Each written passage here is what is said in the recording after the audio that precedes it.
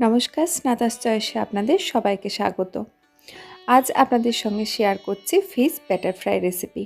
তো এখানে বেশ কয়েকটা ভেটকি মাছের ফিলে নিয়ে নিয়েছি। তার মধ্যে দিয়ে দিলাম সামান্য নুন, কিছুটা পরিমাণ গোলমরিচ গুঁড়ো আর কিছুটা পাতিলেবুর রস। সব কিছু একসঙ্গে মাখিয়ে মাছটাকে ম্যারিনেট করে রেখে দেবো 10 থেকে 15 মিনিটের মতো। প্রায় 10-15 মিনিট হয়ে গেছে। এবারে ম্যারিনেশনের সেকেন্ড মশলাটা রেডি করে নেব।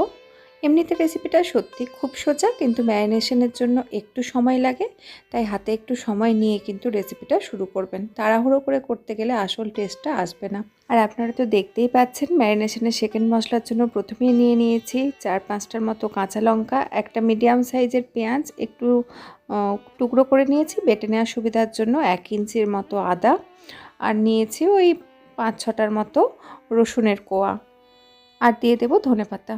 মশলাটায় কিন্তু কোনো রকম জল না দেওয়ারই চেষ্টা করবেন। যদি একেবারেই বাটা না যায় সেক্ষেত্রে খুব সামান্য 1 চামচ থেকে 2 চা চামচ জল দিতেও পারেন।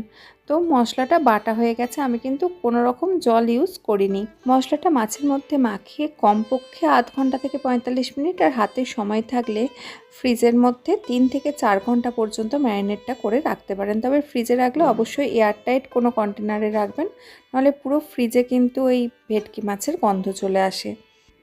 এখন ভেটকি মাছটা ভাজার জন্য ব্যাটারটা রেডি করে নিচ্ছি। নিয়ে নিলাম 1/2 কাপ পরিমাণ ময়দা, দিচ্ছি 1/4 কাপ কর্নফ্লাওয়ার, একই সাথে দিয়ে দিচ্ছি গোলমরিচের গুঁড়ো আর সামান্য স্বাদ অনুযায়ী নুন।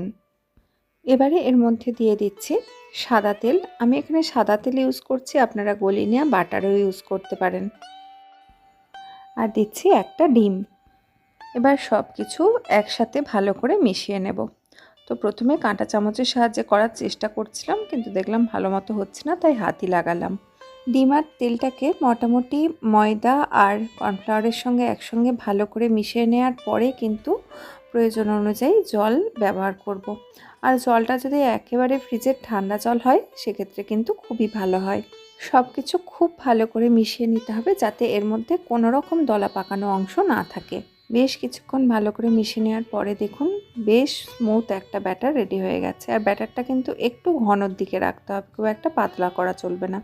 এরকম স্মুথ ব্যাটারটা আগে রেডি করে নিতে হবে। এবারে এর মধ্যে দিয়ে দেব সামান্য একটু বেকিং পাউডার আর খুবই অল্প বেকিং সোডা। বেকিং পাউডার আর বেকিং সোডার পরিমাণটা কিন্তু খুব অল্প রাখতে হবে।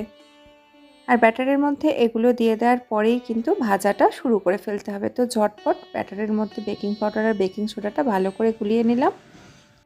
মাছগুলো ভাজার জন্য কিন্তু আমি ব্যাটারটা গোলানোর সময়ই একটা ফ্রাই প্যানের মধ্যে দিয়ে দিয়েছিলাম বেশ কিছুটা পরিমাণ বাটার আর কিছুটা সাদা তেল, এগুলো গরম করতে বসিয়ে দিয়েছিলাম।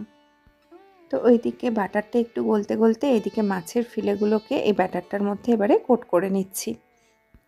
তবে এই কোট করার সময় কিন্তু সাবধানে একটু আলতো হাতে করতে হবে। খুব তাড়াতাড়ি কোট করতে গেলে ম্যারিনেশনের যে মশলাটা মাছের গায়ে লেগে আছে সেটা খুলে যাবে। এখন গ্যাসের ফ্লেম একদম লোয়েতে রেখে উল্টে পাল্টে মাছগুলোকে দুটো পিঠ সোনালি করে ভেজে নেব। আর এখানে আপনাদেরকে একটা ফাঁকিবাজি প্রসেস শেয়ার করছি।